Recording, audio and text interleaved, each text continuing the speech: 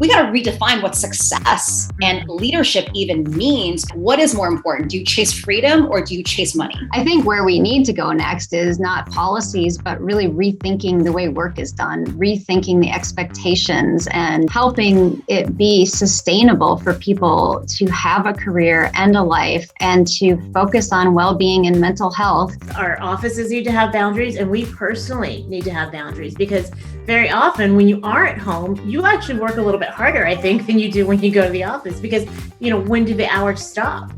But by the time we're 44 years old, 86% of American women are moms. They never run because it's the next political career move or it's something that they want to do for themselves. They run because there is a particular issue that is affecting their community that they most often have already reached out to their legislators and said, how can I fix this? And when they were turned away or ignored, that's when they decided to step up and say, you know what, I can do this better. And we're here to support them run and win.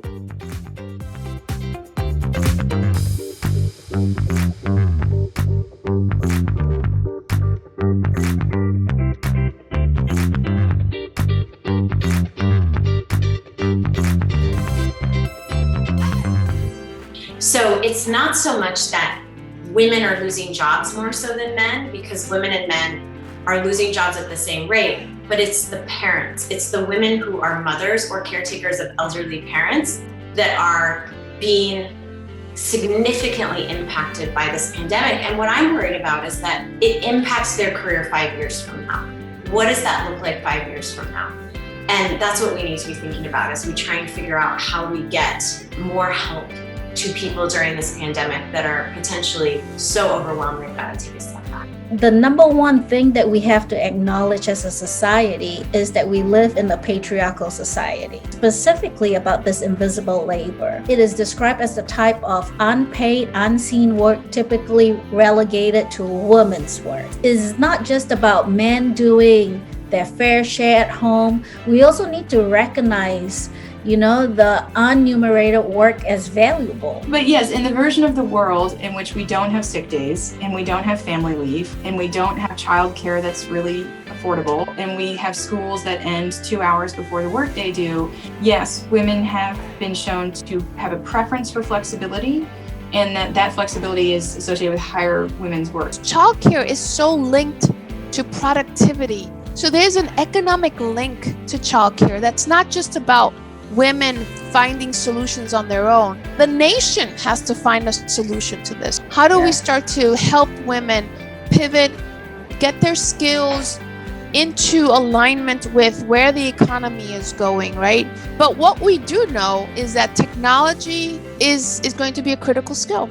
When people take career breaks, they're not taking career breaks so they can immediately be strategizing on how they can be returning back to work, right? They're taking career break for a reason. Sometimes feels like you are the perfect age only maybe 1 or 2 days in your career, and then the rest of the time you're either discriminated because you're too young to be recognized or put in certain positions or too old to stay in the workforce.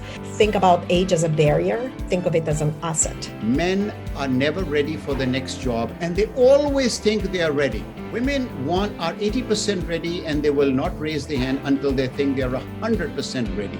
It's hard to see yourself as powerful when you look around and the rest of the world seems to see a dynamic of power that is male, that is white. The next generation wants power that is transparent, accountable, collaborative, and diverse. People of color, Asians, are usually hired at entry levels, but they don't tend to get promoted to leadership, management, and above levels. Only about 14% of Asian Americans actually get promoted to executive roles. So many Asian Americans are experiencing over fears of being attacked, fear for their friends and family and loved ones, and it's been a struggle to be productive with these fears about my safety and the safety of my loved ones weighing down on me. Old paradigm of that job can't possibly be done remotely has gone away. I think more remote work is good for